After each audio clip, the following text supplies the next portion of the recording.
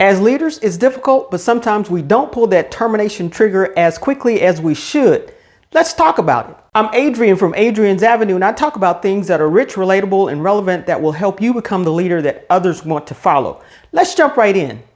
As a new leader, I hoped, I overlooked, I prayed, I just helped people and hoping that things would turn around in their performance. And normally that just does not happen. Let me share with you some of the reasons over the years that we just don't pull that termination trigger quickly enough.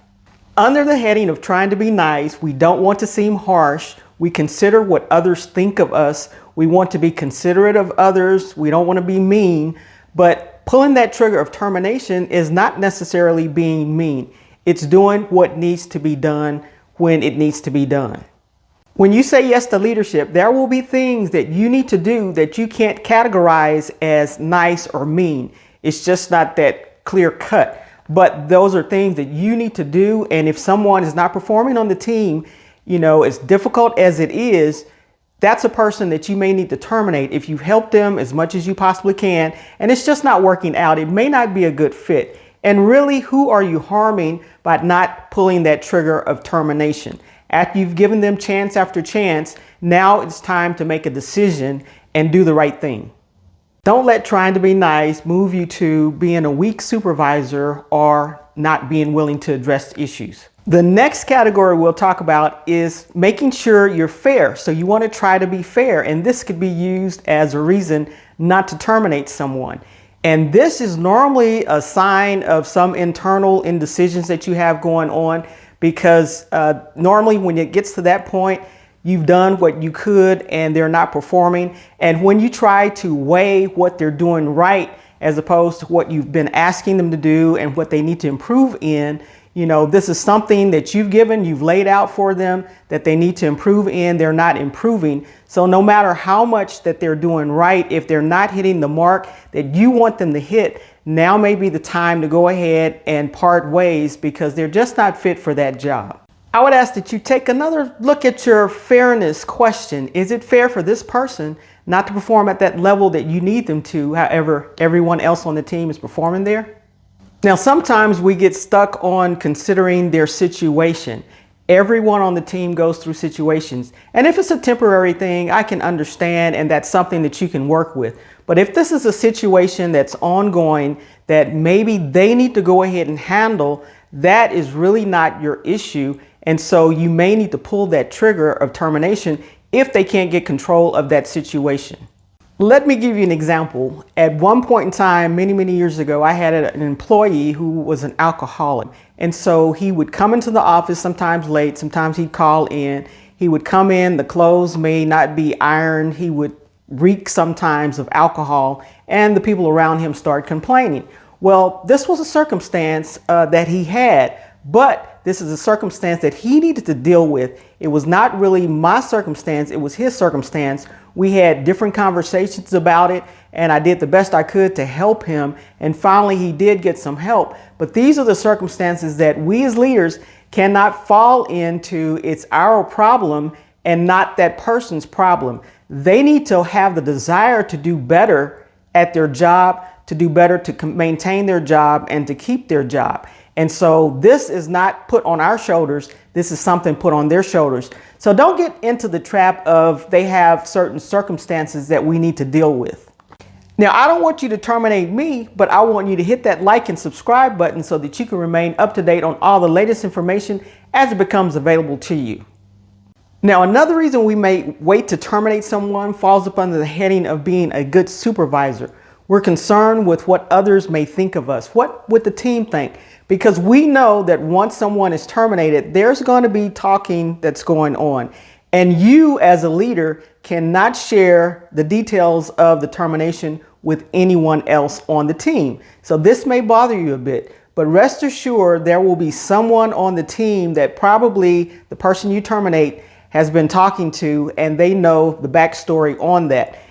But regardless of that, you still need to do the job as a leader, as a supervisor, make those difficult decisions, make those hard calls, because in the end, the team and the company will be better off without this person there on the team. Now, the last heading I will discuss is procrastination. This is something that's very unpleasant. Nobody wants to do it. We just don't want to do this. So we put it off. We'll do other things, to get around it. And it just gets worse and worse and worse. The longer you carry it out, the worse it's going to get, because it's something that needs to be done. If this person is not turning their performance around, there is a situation here that you need to address and go ahead and handle it. Your boss is expecting you to address the situation.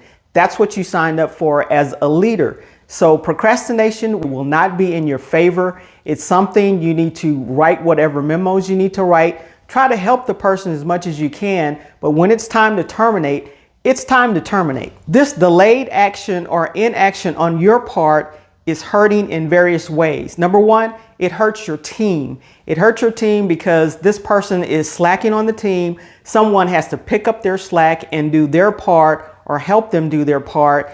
And it's taking time, your time that you're spending with this person in meetings and memos and trying to help them, you're taking away from the time that you could be spending with your team and the producers on your team. So it's in fact hurting your team to have this delay go on and on. If it's not working, it's a termination that needs to happen. The second thing, your inaction is hurting the company. Sometimes you hire a person or you get a person on your team and they're just not a good fit for either your team or the company or the job that they're doing. And if that's the case, you need to go ahead and address that issue because you're hurting the company. Your good customers are paying money for this person not to perform at the level that you need for them to perform at. And how would you explain that to them if someone came and actually questioned you about, the performance of the people on your team and what they're paying for? They're paying for a service, they're paying for a product, and that's what they're expecting from you. So if it's not working, we need to go ahead and take action. The third thing is that you're really hurting yourself as a leader. Your management expects for you to run your team, which involves developing people, it involves coaching people, and also addressing performance management issues. If you're not able to do this, leadership may not be for you, and they may see that leadership is not for you. And if that's the case, go ahead and have the conversation and let them know. But it does hurt you when you don't go ahead and take actions. The first time, I know it's going to be nerve-wracking. It was nerve-wracking for me the first time. But this is a part of the leadership role. This is a part of the leadership job. So when you sign on to it, this is something that you're eventually probably will have to do. And number 4, you're actually hurting that employee that's not performing at the level that you need for them to. Some employees, they will not quit. They want to hang in there, give it their very best shot. And if something happens where they need to part with the company and you need to make that decision, you're freeing them to go to their next spot or do something that they really enjoy doing. Some of them lose sleep at night because they know that they're not performing, but they don't know a way out. And so you could be their help as far as getting them to the next spot where they need to be. I'll give you an example. I had someone on my team that couldn't do the job like I needed for him to do. And he kept at it. And when it finally got to it and I did have to terminate him, we were down in the office as far as the termination goes. And he actually hugged me and thanked me because he did not know of a way out. He respected me as his leader and he knew exactly what was going on and how it was going to end.